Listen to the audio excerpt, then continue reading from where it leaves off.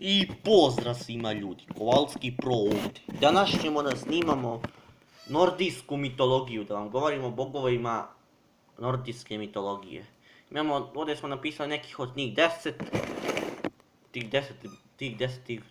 tih bogova koji sam ja izdvojio i nekoliko tih mitoloških bića. Pa ajmo mi da krenemo odmah na prvo, što ste da se kaže. Aegir, vladar mora, naravno taj bog koji je sličan Poseidonu u grčkoj mitologiji. A Aurvandil, zvezdani bog, naravno on je bio bog ono tamo baš gdje su zvezde.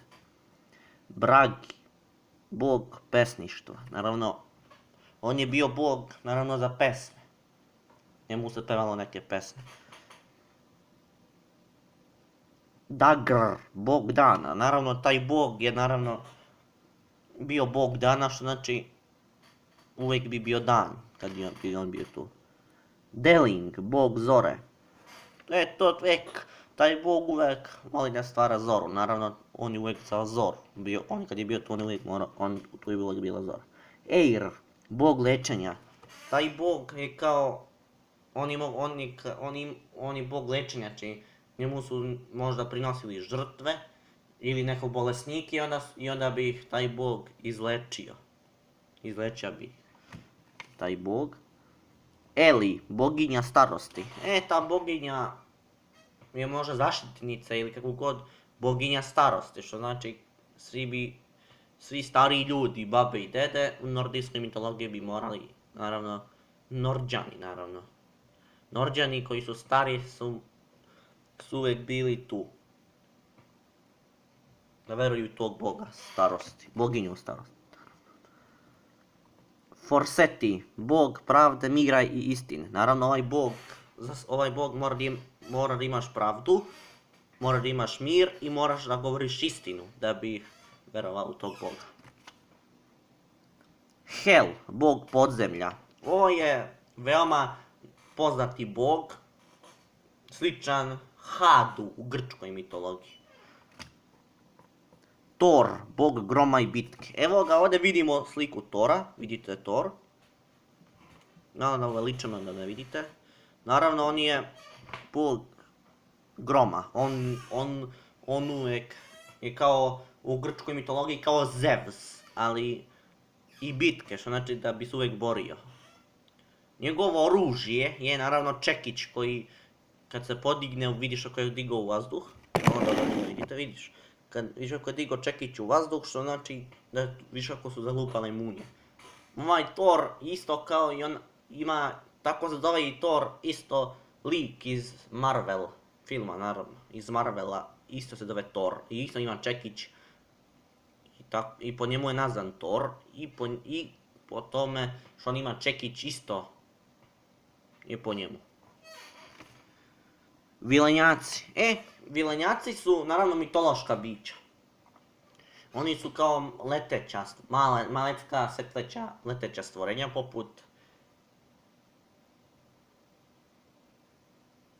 Naravno oni su leteli i oni su mitološka bića, malecka su i lete. Ali ne mogu da ispunjavaju želje kao bile, mitološka bića.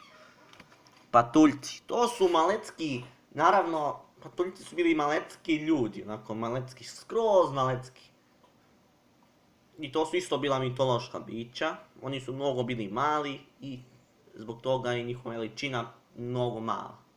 Ima i taj poremećaj u ljudskom telu, patuljast rast, znači da je čovjek ako ima 20 godina, on mora bude malo manji. Ima, naravno, poremećaja sa rastom. Trolovi su nekakva čudna dlakava bića ili stvorenja. U nordijskoj mitologiji se pominju, naravno. U ovoj mitologiji nordijskoj se pominju kao mnogo dlakava stvorenja. Pojavljuju se u šumi i tako i uvijek su onako mnogo odvratni, što da kaže, i mnogo je dlaka. Ali dobro, neki su ličili na Bigfoota, ali retko kako kad. I idemo na sljedeću sliku koja je najjače stvorenje, a to je, ako vidite dobro, kraken. Kraken je ogromna hobotnica ili lignja. Ona vidiš kako ona hvatala svojim pipcima, kako je ona hvatala brod i kidala delove broda i uništavala brod. Tako da je ovaj kraken veoma zastrašujuće morsko stvorenje. Previše opasno i to je velika, gigantska ili džinovska lignja koja sve kida pred sobom i bilo da je vidite, Norđani su se plašili, nije to što je bilo najopasnija lignja džinovska na svetu. Kidala je brodove razne, norđanske brodove kidala. I onda se pojavljaju mnogim dubinama. Danas to mitološko biće ne postoji, naravno ima lignje, obične lignje, koje su obične i mogu da i plivaju. I što se kaže, lignje su i za jelo.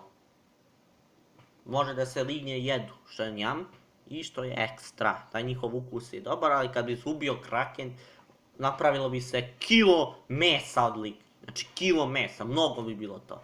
Previše bi to bilo mesa. Čak bi bilo za 1 godinu bi se ovo sve pojelo, a kad se obuđa i može da šajkulama. Eto. Tako da to su ti nordijski bogovi i boginje i ta mitološka bića koje smo mi izdvojili posebno za vas. Baš i nordijska mitologija, poput onog prošlog videa što smo pričali o slovenskoj mitologiji, i nordijska je zanimljiva mitologija, i tako da nordijska mitologija i slovenska nisu isti, ali su po verovanjima i to mnogo dobri. Ljudi, to je to što se tiče ove epizode. Hvala što ste gledali ovaj video. Vidimo se vrlo uskoro. Pozdrav!